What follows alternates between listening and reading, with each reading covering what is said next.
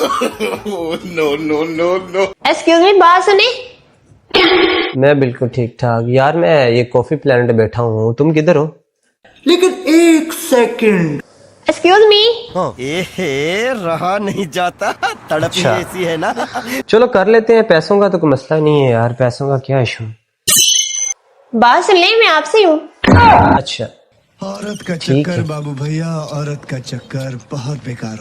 हाँ हाँ हाँ, ये कॉफी जी आपने मुझे बुलाया? जी आपने मुझे बुलाया? मुझे क्या जरूरत है आपको बात करने, आप मेरे बॉयफ्रेंड है, मैं आपको बुलाऊं? हाँ? आपने आवाज तो दी थी मैंने।